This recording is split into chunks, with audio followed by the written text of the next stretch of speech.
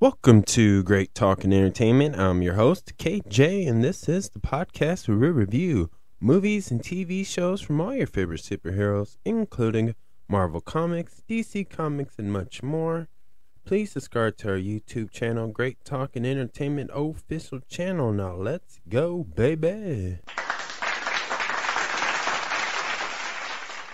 Hello, everyone, and welcome back to my podcast / YouTube channel. Now, this is going to be my spoiler review for the new movie, The Flash, which is now available on Max, and anywhere you want to buy or rent it, you can watch it from there too. So, again, this is my spoiler review. So, if you have not seen this, pause this, give me a thumbs up, go watch the movie, and then come back and check this out. So, again, it's a spoiler review. You've been warned. Let's get into it. The movie starts off with Barry Allen at a coffee shop late for work, but the woman who normally gets Barry Allen's order is not there today. Apparently she is busy talking to her boyfriend, so there's this other guy taking his long time making a sandwich that Barry Allen usually gets to help him keep his energy up so he can do the Flash thing where he runs really fast. Apparently when he's really hungry, he doesn't have enough protein, energy, whatever he needs to make him run really, really fast where time slows down as we see in this film.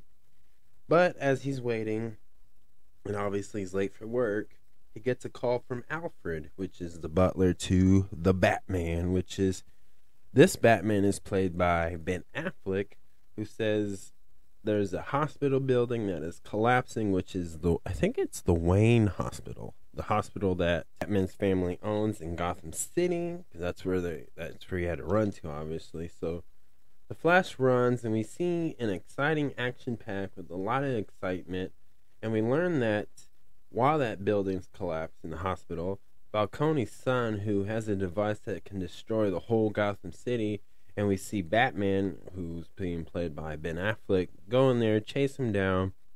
And apparently the other members of the Justice League are too busy right now saving the day or stopping something very dangerous happening in another place. Like Superman's too busy. He's in Metropolis. And I think he was trying to stop a volcano. And I forgot what part, and I apologize. But Aquaman was too busy as well. You see a joke where the Flash is kind of like the janitor. He's cleaning up because he can run really fast, and he's okay with that, and he accepts that. And we see this cool action pack where the Flash is running so fast, he's saving babies, nurses, and dogs, all from falling down and collapsing. And we get a really crazy moment that the Flash is hungry, he's low on fuel, and it's like being late for work again. You know, if you don't eat, you can't really focus right. And he's cooking. He finds a vending machine, luckily, falling from the sky. And of course, Flash is running so fast that it moves so slow. So he's punching the wall, not the wall, but the glass that's between the vending machine and the junk food. He's eating that. He's also even cooking a burrito. I don't know if it's a breakfast burrito or just a regular burrito, but it's a burrito. And he eats that. So now he's getting this power fuel. He takes this thing that you would wheel a person if they're injured or dead. And he puts all the babies in there, and he puts one baby in a microwave, which I just want to make sure to let everybody know that this microwave was unplugged. Saves the baby, saves the dog and the nurse. And he made a joke, say, hey, Justice League are not really good therapists, so please call somebody who is a professional within their field, which it would be a hospital. And I thought that was pretty funny. Again, I really like how the Flash is being portrayed in this film too.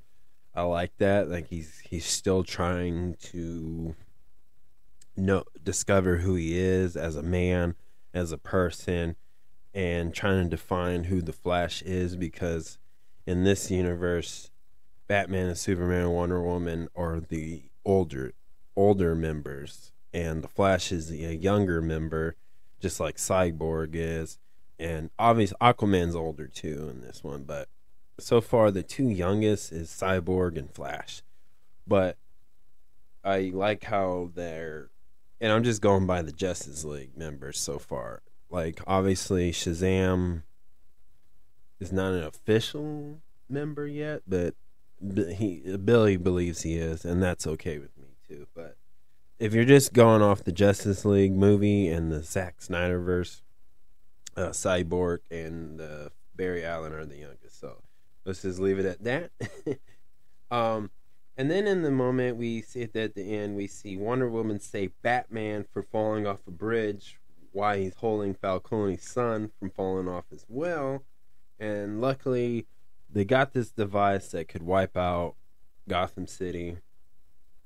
Then we get the Lastival truth joke, and it's Batman kind of admitting his truth, and then we see a funny part where the Flash grabs it because he's trying to untie Batman, but obviously admits that he's a virgin, basically, and we get that joke. So, and then Wonder Woman leaves, Batman leaves, the Ben Affleck version, and then this film focuses on the Flash's origin story, and we get this thing where it's more about the Flash trying to go back to where his mom is killed and his dad's in prison, and he's really just trying to save her from that. And they don't really, in this movie, when I thought it would be the reverse Flash, because it made sense, even if, because in this film you see that there's two Flashes, which is played by Ezra Miller, and I thought, okay, if they're not going to do the character who portrays the Reverse Flash, that maybe the Flash will be a variant. Maybe this will be the multiverse Flash, where Barry Allen is the Reverse Flash, because you have the older Flash, which we saw in the beginning of the film, but then when we discover that Barry goes back in time, puts the right tomato paste soup can to make spaghetti, the right one, and we see that her mom lives, but they never really explain like where was the Reverse Flash, and I thought it would be the 18-year-old version of Barry Allen, who we see, who has like long hair, kind of curly, and he was wearing yellow, so I thought maybe that's where they were going, but they did not. But this film was definitely about that, but then the movie starts focusing on time travel and multiverse, and this is where we get many Batmans, many different Supermans, from out each era of DC Warner Brother films, from the TV shows to the movies. We get the classic Superman, the Adam West reference. We get so many Batmans and Supermans. And then, it was a fun movie to watch. And I think Ezra Miller did a great job playing two different Flashes. And I thought he did really well. And I thought this film was fun. And as far as like how it went, it did get confusing. But I did understand the point that this whole thing was kind of like a mother and son story. And this is about Flash becoming a man and trying to realize that he can't unfix the past, but he can make his future and present time better. Not in a like just in his personal way. And obviously, because what happened was there was a very big consequences where General Zod succeeds and kills Superman as an infant, and they found out that it's not Superman, Clark Kent, who has the blood. It's actually Supergirl, or Kal-El. And I really enjoyed that part of it, but that's when, to me, the story got really confusing, because it loses focuses on Barry Allen the Flash and how he's overcoming this. And that because I thought that they were going to go the route where, again, I thought the younger Flash, because the younger Flash we see in this film didn't have his power, but the Flash, the older Flash, basically helped him. And then we see that, you know, the Michael Keaton Batman and the younger Flash helped the older Flash get his power back. But they, again, it lost the whole focus on that. Because even though we see this like in this Time Force monster, but which we find out it's just another Barry Allen, which would be the 18-year-old version of Barry Allen, but a lot older, because he's just trying to stop the ending of Supergirl getting killed by General Zod. And this is something we learn, that this is a timeline you cannot change. This is an ending that's not going to be fixed. And because this is the consequence of the older Barry Allen, who decided to change time where his mom lives. And that's the whole point. And I see they were trying to execute that, but this was too many stories happening at one time. A multiverse / time traveling story. The origin of the Flash. And then basically a Supergirl origin story. And trying to maintain Batman was just too much. So, again, let me just start off with the bad. What I did not like about it. As I was saying, the two different stories, very confusing. I think personally, they should have just done the Flash's origin story.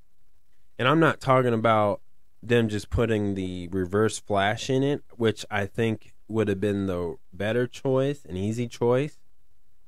And just focus on him doing that. Like, I understand they're not going to do the Flash Paradox animated film, but I understand that. But I also think they shouldn't. I think General Zod that never made sense as a consequence. I think this, they should have done the younger Barry Allen, since they already had him. He should have been a variant of a Reverse Flash, basically.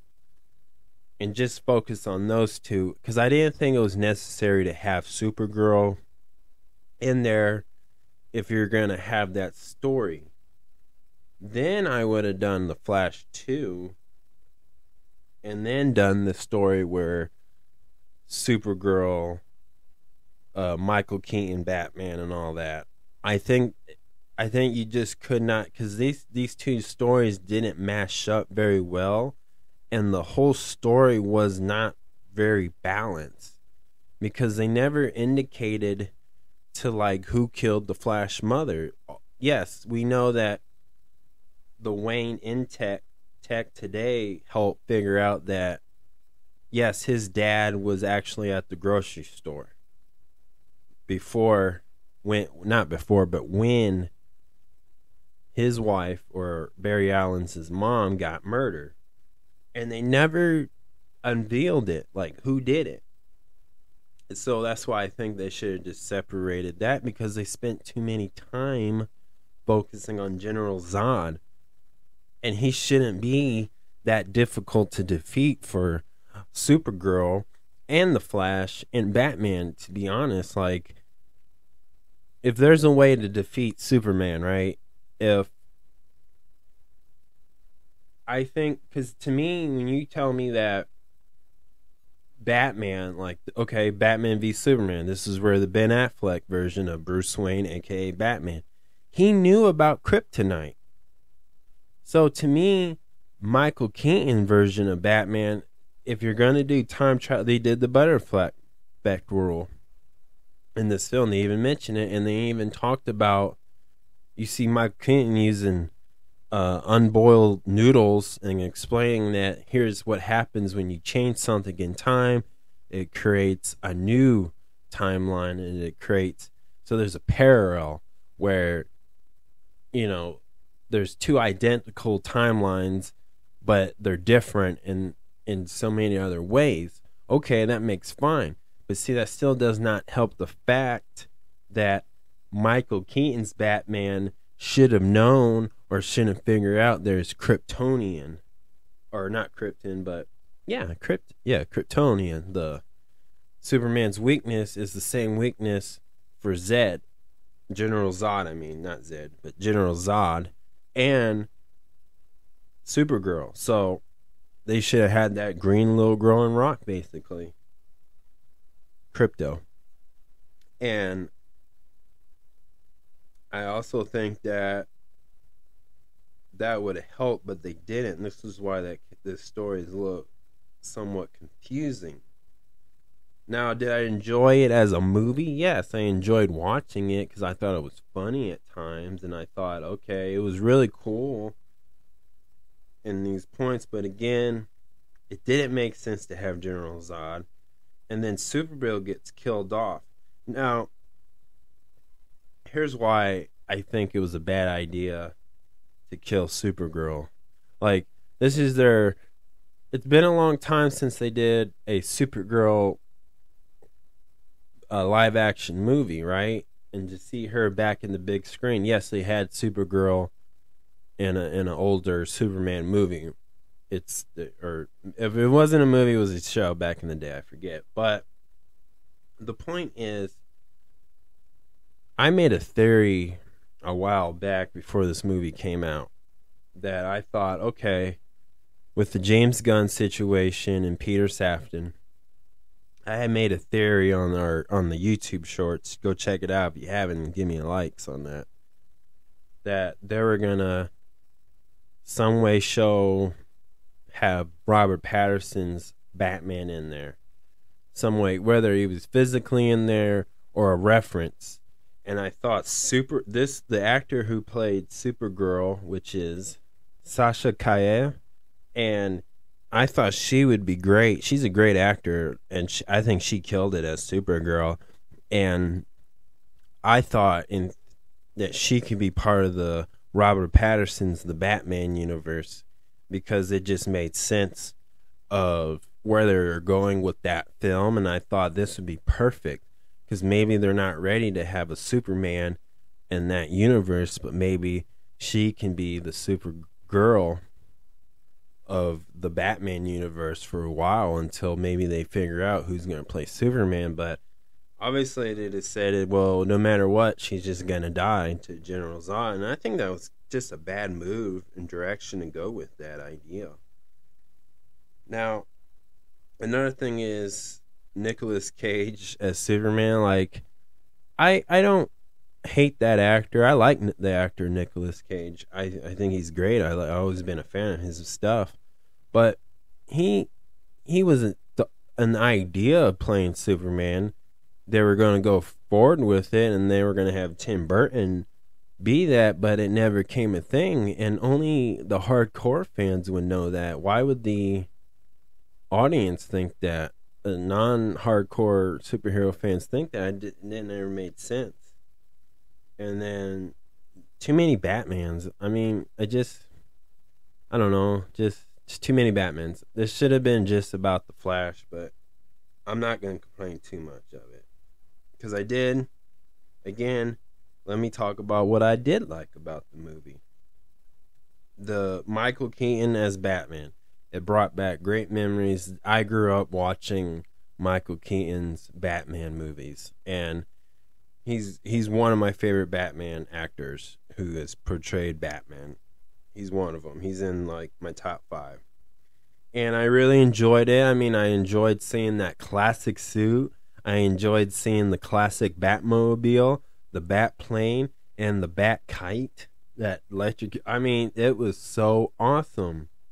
I really enjoy that. And then Supergirl. Supergirl was one of my next favorite part of this film, was just seeing Supergirl.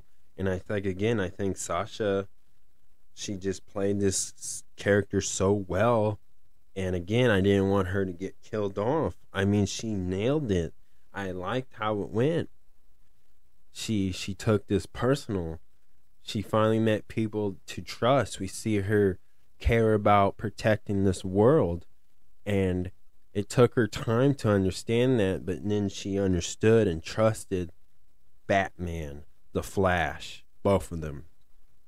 And I thought they were going to do something with it, but then killed her off. And I think that was just, again, that was the bad choice because, again, what I did like about this film was Supergirl. I did like the idea this was a mother-son story of him. It was kind of like the idea of he never got a chance to tell her goodbye.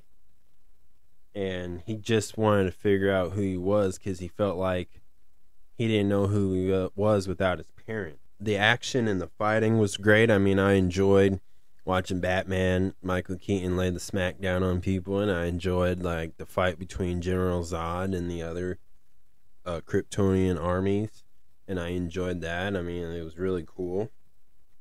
And then let's talk about the ending.